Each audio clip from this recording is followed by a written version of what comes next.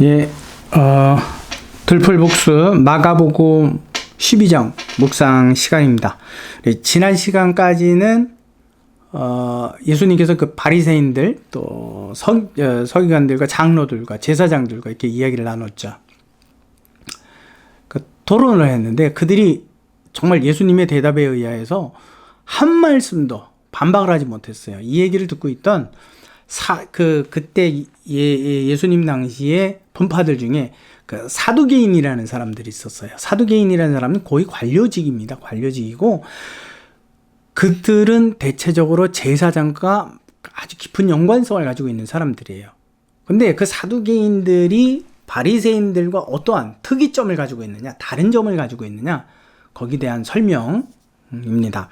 자, 오늘 마가복음 12장 18절에서부터 우리 몇 절까지 보게 되느냐면요, 27절까지 말씀을 보게 됩니다. 마가복음 12장 18절에서부터 27절까지 말씀이요. 여러분 아시는 분들 많을 겁니다. 사두개인들이 와서 예수께 묻죠. 근데 그 사두개인에 대한 아주 간결하고 정확한 그 표현이 있습니다. 그들은 부활이 없다. 부활을 믿지 않는 사람들이에요. 유대인인데 모세율법을 지키는 똑같은 사람들 중에 그들에게 있어서는 내세를 인정하지 않아요. 제사장의 계급 중에 대부분이 바로 내세를 인정하지 않았었습니다. 그러니까 내세를 인정하는 바리새인들. 그래서 나중에 바울이 그 재판정에 섰을 때에는 내가 죽은 자의 부활을 전함으로 이렇게 박해를 받는다 그랬더니 그때 한쪽은 부활이 없다 하는 사람들과 부활이 있다 하는 사람들이 반박하므로 바울이 죽을 것 같아갖고 구해내죠. 여러분 이제 사도행전에 기록이 되어 있는데 그건 나중에 여러분 보시고, 자, 그들이 왜 등장을 했을까요? 등장한 이유는 단 한 가지예요. 우리가 바리새인보다 장로들보다 서기관들보다 낫지. 우리가 더 똑똑하지. 정말 우리는 대단한 존재들이야 라는 걸 보여주기 위해서 나옵니다. 옛날에 그 가수 노래 중에 그 말이 있어요. 최진사댁 셋째 딸. 그때 이제 뭐 동네 최진사댁에 이제 셋째 딸이 예쁘대 하던데 이제 그 얼굴도 못 봤더라. 그래서 근데 이제 자기가 뭐 목세도 뭐 밤새인가 누구도 이제 그 청혼하러 갔다가 최진사한테 그냥 대반 혼쭐이 나갖고 쫓겨나는 바람에 셋째 딸 얼굴도 못 봤더라. 근데 이제는 내가 가겠노라. 그리고 넙죽절하고 아랫마을 사는 누구인데 이제 청혼을 합니다. 이제 들어주십시오. 그랬더니 그 이제 청혼이 됐다. 이런 이제 노래 가사인데 제가 지금 정확하게 기억은 안 나요. 그처럼 지금 바리새인과 장로들과 이 모든 사람들이 내노라는 사람들이 유대 사회에서 예수님 한 분과 토론을 했는데 당해내질 못했어요. 이제는 우리가 등장하자. 그래서 우리의 지혜를 좀 보여주자. 그래서 묻습니다. 7 형제가 있었는데 큰 마지가 아내를 얻었습니다. 근데 갑작스럽게 자손이 없이 죽었습니다. 근데 이스라엘에는 모세율법대로 형사 취수제가 있거든요. 그래서 형수를 아내로 맞아서 그 자손이 없이 죽은 형을 대신해서 자기가 아내로 맞아서 그 대를 이어주는 그러한 형사 취수제가 있습니다. 그 형사 취수제를 여러분들이 좀 잘 이해하시려면 그 룻기서를 여러분들이 보시면 잘 이해가 돼요. 자, 근데 이렇게 하다가 다 자손이 없이 7 형제가 다 죽고 마지막에는 그 여자까지도 죽었습니다. 근데 예수님의 말씀대로 만약에 죽은 자의 부활이 있다면 도대체 7 사람이 다 자기 아내로 맞았는데 그 여자는 누구의 아내가 되어야 되는 겁니까? 그것을 묻는 거예요. 자기네들은 굉장히 똑똑한 질문을 하고 아주 이성적인 생각을 한 거죠. 그렇죠? 근데 그들의 생각 속에는 한계가 있었어요. 한계. 무슨 한계요? 변화. 그리스도처럼 변하는, 천사와 같아진다라는 체질적 변화와 영원의 시간을 이해하지 못한 거예요. 그것을 그들이 생각하는 것은 부활의 날에도 꼭 인간의 육의 세계와 같은 동일한 세계, 그들이 이해할 수 있는 분량의 세계라고 생각을 한 거죠. 그래서 그 지식을 가지고 하나님의 영혼의 세계를 판단한 거예요. 굉장히 잘못한 거죠. 알지도 못하면서. 그때 예수님께서 이런 말씀을 하십니다. 너희가 성경도 하나님의 능력도 알지 못함으로 오해함이 아니야. 오해함. 아주 중요한 단어입니다. 오해를 우리는 어떤 것으로 생각을 하죠? 잘못 이해하다 정도로 이해를 하고 있죠. 근데 사실은 굉장히 엄한 표현입니다. 자, 사람이 죽은 자 가운데에서 살아날 때에는 장가도 아니 가고 시집도 아니 가고 하늘에 있는 천사들과 같으니라 그랬어요. 천사들과 같대요.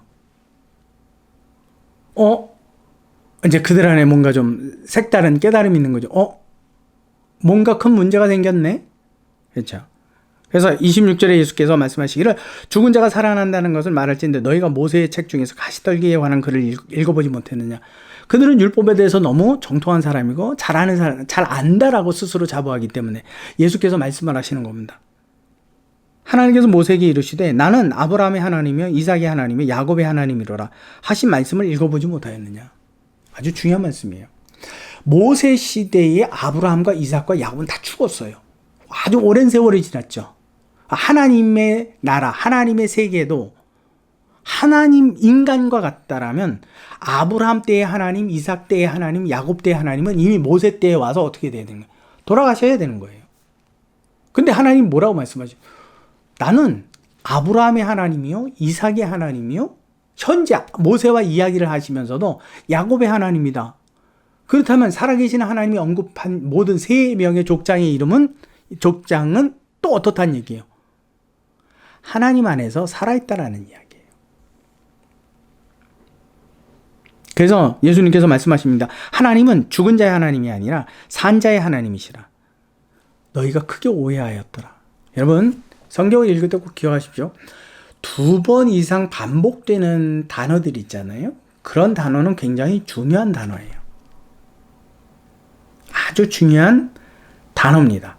근데 오해하였더라라는 단어가 2번이나 등장한 거 보니까 지금 그 사두개인들의 큰 잘못이 뭐예요? 오해한 거예요. 누구를? 하나님을.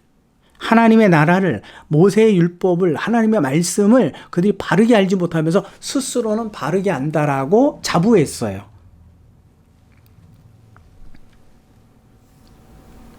보겠습니다. 오해하다.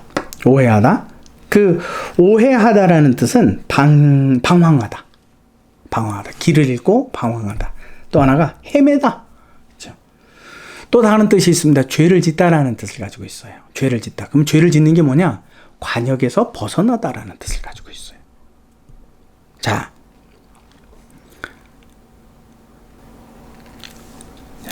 하나님께서 우리가 이 부분을 생각할 때 그러면 도대체 그 사두개인들이 무엇을 오해한 겁니까?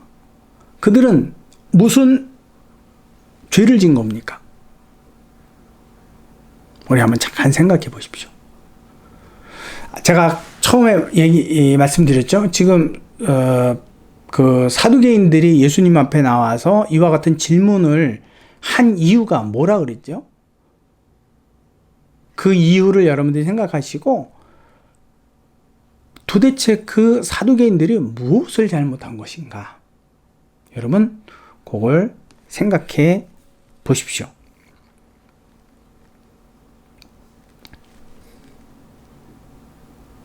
그 말씀이 24절에 있습니다. 24절. 예수께서 이르시되 너희가 성경도 하나님의 능력도 알지 못하므로 오해함이다. 하나님의 능력도 성경도 모세의 글에도 이해를 못했다. 근데 여기서 능력도 알지 못한다 그랬잖아요. 알다라는 동사가 희한한 게 우리는 뭔가 이해하고 깨닫다라는 뜻으로 이해하는데 그게 아니라 보다라는 동사예요. 보다. 헬라어에서 그래서 이 보다 하나님의 능력도 보지 못함으로 하나님의 능력도 알아차리지 못함으로 오해했다라는 뜻이에요. 근데 이 보다라는 뜻에는 또 다른 뜻이 있어요. 누구누구와 시간을 보내다라는 뜻을 가지고 있어요. 그래서 누구누구와 너희가 하나님의 능력과 시간을 보내지 아니했으므로 오해했다라는 뜻이에요. 또 다른 단어로 다른 뜻으로 풀어볼게요. 너희가 하나님의 능력을 만나지 못했으므로, 하나님의 능력을 만나서 경험해보지 못했으므로 오해했다라는 거예요. 근데 그들은 그러함에도 불구하고 하나님을 만나지도 느끼지도 뭐 시간을 보내지도 하나님을 알아차리지도 못해놓고서는 뭐 했다라는 거예요. 나 하나님을 안다? 내세가 어딨냐? 현세에 살다가 죽으면 끝이지. 청년 예수가 안다고 얼마나 알겠냐? 우리가 더 하나님의 말씀 모세율법에도 더 정통한데? 그것은 자기를 속이고 하나님을 잘못한 거예요. 오해예요. 근데 우리가 생각하는 단순한 실수가 아니라 죄예요. 아주 무서운 겁니다. 저와 여러분들이나 사역자나 성도들이나 하나님을 정확하게 알지 못하고 잘못 알고 있음에도 불구하고 그것을 바르게 한다라고 주장하고 또 가르치고 배우고 하는 이 모든 게 다 뭐예요? 오해로 치닫는 거거든요. 그 오해는 뭐라고요? 방황하게 만들고 헤매게 만들고 죄를 짓는 거라고. 하나님의 말씀을 정확하게 이해하지 못하면, 그리고 정확하게 깨닫고 그 말씀대로 행하지 않으면 우리 무엇을 행한다고요? 오해, 죄를 행하는 자라고요. 그래서 하나님의 말씀은 듣고 행하는 자가 의인이에요. 예배 참석해서 주일 말씀 잘 들어서 아멘. 이게 의인이 되는 길이 아니에요. 그의 말씀을 정확하게 바르게 이해하고 오해하지 않는 것, 죄를 짓지 않는 것, 그게 의인이에요. 여러분, 이 말씀을 통해서 성령께서 우리에게 주시는 교훈이 무엇일까요? 여러분 생각해 보십시오. 이쯤 되면 이제 동영상을 잠깐 멈추시고 무엇일까? 성령 하나님, 이 말씀을 통해서 우리가 배워야 되는, 성령께서 우리에게 주시고자 하는 메시지가 뭡니까? 우리에게 어떤 교훈을 주시기 원하는 겁니까? 알게 하옵소서.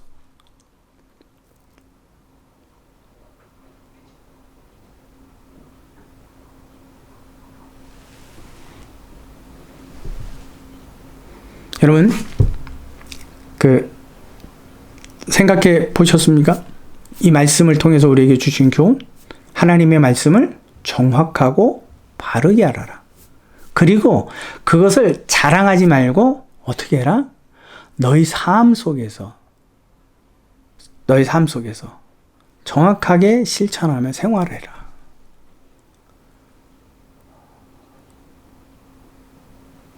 너희는 바리새인과 같은, 너희는 사두개인과 같은 그러한 자들이 되지 말고 너는 그리스도께 속한 자가 되어라.